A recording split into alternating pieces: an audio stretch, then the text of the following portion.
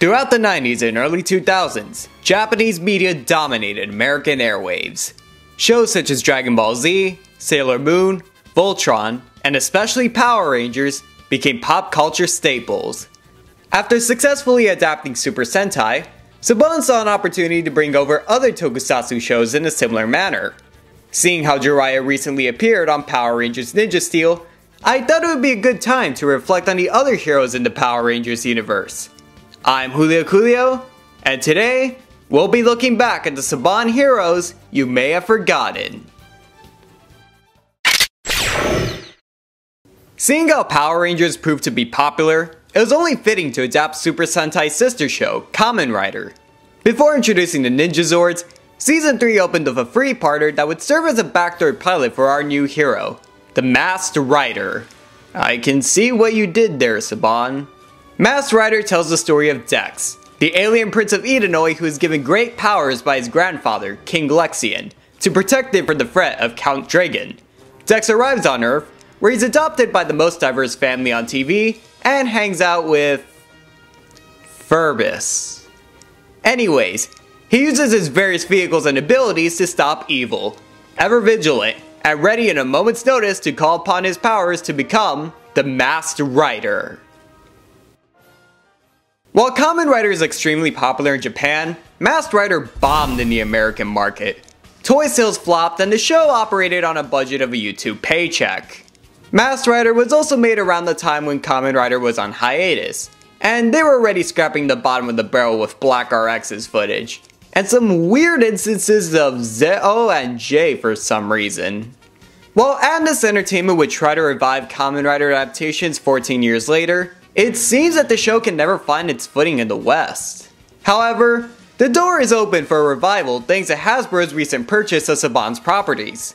We have seen riders appear in Sentai on occasion, which could be used to do some world building a la Friend in Need. They can even create adaptations based on the more modern seasons such as Drive, X-Aid, O's, etc. While not the best show, Masked Rider will always be a landmark in introducing Americans to other toku shows. And can someone tell me why this show isn't on DVD yet? It's been 23 years and I had to go to YouTube to get the footage for this video. What you may not know is that Tommy wasn't going to be the White Ranger.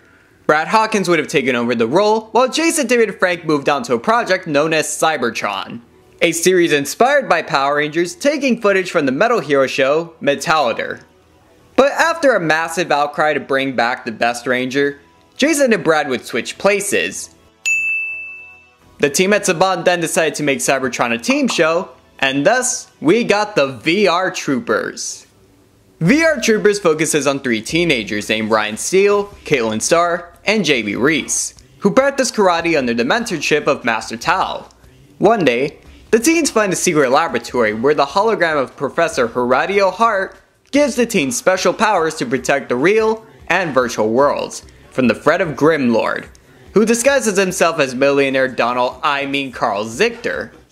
Along the way, the team gains new weapons and uncovers the connection between the VR technology and Ryan's missing father. Unfortunately, VR Troopers ate up a lot of action scenes from 3 Metal Hero shows, Metallider, Spielbahn, and even Scheider in Season 2. Eventually, it would be difficult to keep searching for usable footage with characters resembling our heroes. Rumor has it that the production team planned to use Blue SWAT for a 3rd season, but the only way to continue adapting other Metal Hero shows was to radically change everything. And thus, we got... After deciding to adapt Jugo B-Fighter and B-Fighter Kabuto, the team at Saban scrapped VR Troopers and created an entirely new show, Big Bad Beetleborgs. The story involves 3 kids named Drew, Roland, and Joe, who visit a haunted mansion and discover a phasm named Flabber. Flabber is kinda like a genie. He can grant them any wish they want. Like any 8-year-old kid, these kids wish to become their favorite comic book heroes, the Beetleborgs. However, this wish causes the villains of the comics, the Magnivores, to come to life, and it's up to our child heroes to stop them. The Beetleborgs will later gain new Metallics armor and weapons in Season 2, and even had a crossover with the Power Rangers in a comic book. Much like VR Troopers, Beetleborgs came to an untimely end due to a lack of footage. The series after B-Fighter was too lighthearted and Metal Heroes was on its last legs. While Beetleborgs only lasted 2 seasons, a wave of toys did actually release for what seemed like a 3rd season called Force. Similar to how Saban split up Metal Heroes into 2 different shows, maybe Hasbro can revive Beetleborgs using footage from Kamen Rider Kabuto, which is also insect themed. But for now, it really bugs me that a creative adaptation like Beetleborgs ended so abruptly. However, Saban had one last shot at creating another show. And let's just say they took a complete 360 with this one.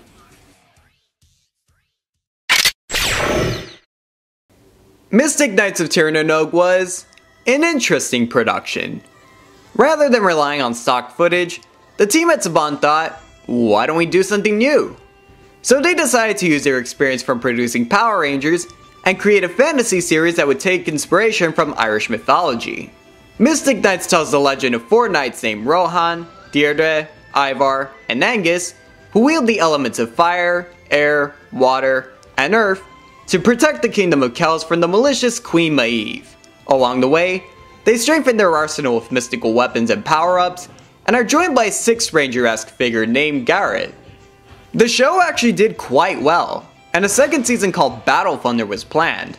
However, this was around the time when Power Rangers regained popularity, and the budget for Battle Thunder was instead shifted towards Lost Galaxy's production. While short-lived, Mystic Knights of Tiranonog was the Ryukendo of America, an attempt to do something new with the tokusatsu genre, and who knows if we could see more shows like this in the future. So what does the future hold for these heroes? A second chance at adapting Kamen Rider is a possibility, but Hasbro probably wants to focus their energy on fixing Power Rangers for now. Jiraiya's crossover has recently worked into Ninja Steel, which opens up the door for adapting other Super Sentai and Metal Heroes crossovers. While Power Rangers is and always will be the king of American tokusatsu, let us also remember the times that Saban showed us that the teenagers with attitude were only one part of a bigger universe. Thank you guys so much for watching this video. If you want to see more content like this, please hit the like button, subscribe, and make sure to comment to let me know what you think. And please hit the bell icon. YouTube's algorithm is broken beyond belief, and this is the only way to make sure channels aren't forgotten like Mystic Knights. Also, I want to congratulate the winners of my little guessing game for the topic of this video. So here's a special shout out to Raul, the Snapchat, Master of Gabarencho, Joseph Cockrow, 47, Andres Oots, George the Retro 17, King Remdog, Darkhawk 79, Thomas Sarsoza.